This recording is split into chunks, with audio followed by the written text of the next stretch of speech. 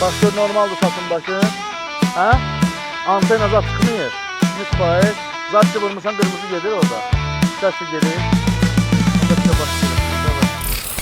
Qrafon online'da Apple-un ilk faiz təqdimatına cəmi 2-3 həftə vaxt qalıb. Nəyə görə mən ilk faiz təqdimatı dedim? Çünki yaxın illərdə artıq neçə ildir ki, Apple faizdə 2 təqdimat keçirir. Birinci təqdimat sentyabr ayında iPhone-un yeni seriyasının təqdimatı dövrü olur.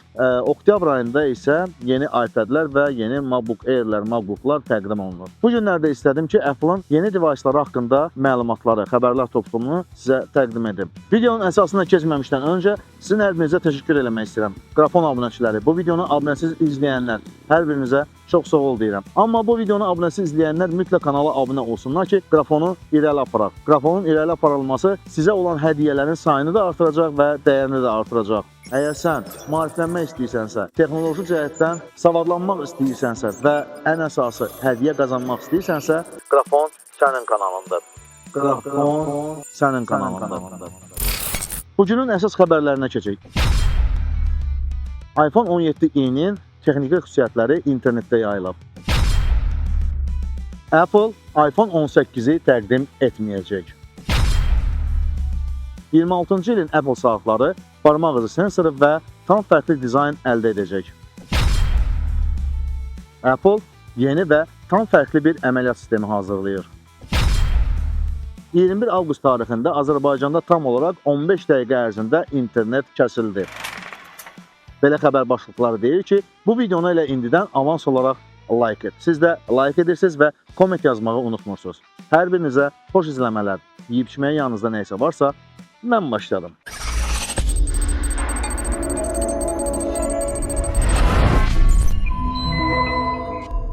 İnternetdə iPhone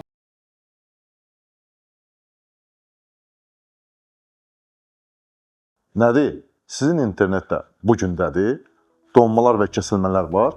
Mütləq və mütləq internet provayderinizi dəyişin. Deyəcəksiniz ki, ayzaq, bütün internet provayderləri eynidir. Star Telekom tam fərqli internet provayderidir. Siz ora zəng edən kimi özünüzə professional dost qazanırsınız.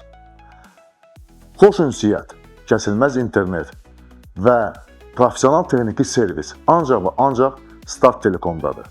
Star Telekom dost kimi dost internet provayderi. Biz isə davam edək.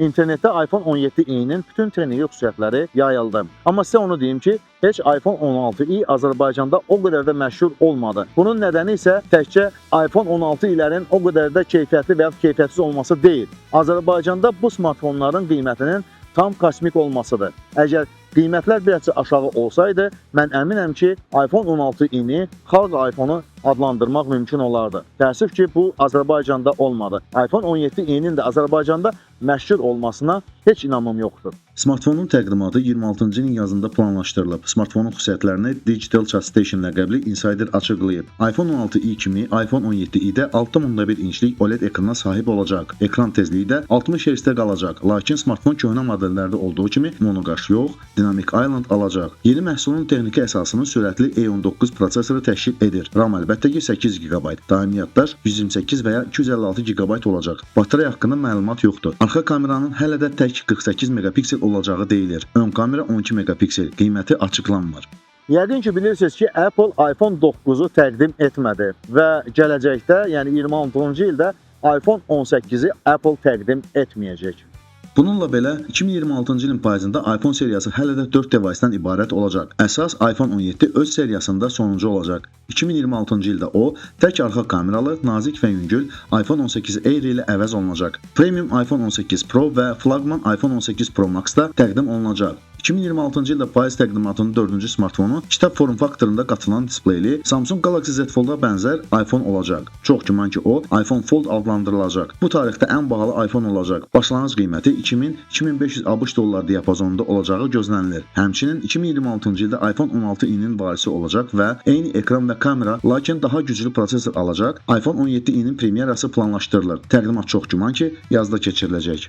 Apple Watch-lar demək olar ki, neçə illərdir eyni dizaynda təqdim olunur. Yəni, heç bir dəyişikliklər olmur. Amma deyilənə görə 26-cı ildə təqdim ediləcək Apple Watch-lar böyük bir redizayn və barmaq izi sensoru əldə edəcək. Apple-ın daxili kodu ağıllı saatların yenilənməsi təfərrüatlarını açıqlayır. Daxili Apple kodunun sızması Apple Watch Series 12 və Apple Watch Ultra 4 Touch ID sensoruna malik ola biləcəyi ortaya çıxdı. Kodda Touch ID adını daxil etmək üçün istifadə edilən texnologiyanın adı Apple Mesa qeyd olunur. Bu funksiya artıq gələcək saatların prototiplərində aktiv şəkildə sınaqlardan keçirilir. Biometrik identifikasiya təhlükəsizliyi artıra və Apple Pay istifadəsini daha da etibarlı edə bilər. Bundan başqa kodda yeni T8320 prosesorundan bəhs edilir ki, bu da bir neçə nəsildə S seriyalı çiplərə ilk böyük yeniləmə olacaq. Eyni T8310 arxitekturasına əsaslanan hazırki S9, S10 və qarşıdan gələn S11 ilə müqayisədə nəzərə çarpacaq dərəcədə performans artımını təmin edəcəyi gözlənilir. Insiderlərin fikrincə Apple Watch Series 12 və Ultra 4 Watch 8 kodu altında yeni seriyaların bir hissəsi olacaq ki, bu da əsas dizaynın dəyişkənliklərini göstərir. Çünki hazırki Apple Watch Series 9-dan 11-ə kimi, eləcə də Ultra 3 Watch 7 identifikatorunu daşıyır. Bu yeni məhsulların 26-cı ilin payızında buraxılması gözlənilir. Apple-ın əməliyyat sistemləri ümumiyyətlə çox mükəmməldir. Bunu mən sizə adi insan kimi yox, Apple əməliyyat sistemlərindən istifadə edən bir insan kimi deyirəm. Əgər siz də Apple sistemlərinin mükəmməl olmasını düşünürsünüzsə, onda bu videonu mütləq like edirsiniz. 26-cı ildə Apple tam yeni bir əməliyyat sistemi təqdim edəcək. Xarizmatik kod adı altında platforma tvOS və watchOS elementlərini birləşdirəcək. Apple gələcək məhsullarının əsasını təşkil edəcək tamamilə yeni əməliyyat sistemi üzərində işləyir. Bloomberg'dən Mark Gurmanın sözlərinə görə sistem xarizmatik kod adı altında hazırlanır və çox güman ki, uzun müddət müzakirə edilən HomeOS-in təcəssümü olacaq. Onun əsasında ilk qurğular 2026-cı ildə peyda olacaq. Bu ağıllı ev mərkəzi olacaq və 2027-ci ildə ona Apple-ın masaüstü robotu qoşulacaq. Yeni əməliyyat sistemi özündə tvOS və watchOS-in interfeys elementlərini birləşdirir. Xüsusiyyətləri arasında Apple Watch üslubunda 6-bucaqlı proqram şəbəkəsi, həmçinin widgetlər göstərilir. Bundan başqa Apple şirkətindən çox istifadəçilik rejimi hazırlanır. Device ön kameradan istifadə edərək istifadəçini avtomatik aşkarlaya, interfeys və məlumatları öz seçimlərinə uyğunlaşdıra biləcək. Platforma ilə əlaqə qurmağın əsas yolu Siri vasitəsilə səsli idarəetmə olacaq, lakin toxunma ilə də idarəetmə saxlanılacaq. Əsas proqram dəstinə təqvim, musiqi, kamera xatırlatmalar və qeydlər daxildir. Bu yaxınlaşma sistemi həm şəxsi ssenarilər, həm də bütün ailənin istifadəçi üçün çevik edəcək. Bu da Apple ağıllı ev segmentində öz mövqelərini möhkəmləndirməyə imkan verəcək. 21 avqust tarixində bütün Azərbaycan ərazisində internet demək olar tamamilə olmadı. Bunu mən öz üzərimdə hiss elədim. Hətta mən evdə olan modemləri söndürüb yandırdım və onlara dincəlmək üçün vaxt belə verdim, amma demək olar ki, internet gəlmədi. Hətta mən deyərdim ki, mobil internetin də olmamasını mən hiss elədim. Əgər sizdən kimsə bunu hiss edibsə, bu barədə gəlin kommentlərdə yazın. Bunun səbəbi nə idi? Nəyə görə Azərbaycanda 15 dəqiqə ərzində ümumiyyətlə internet olmadı?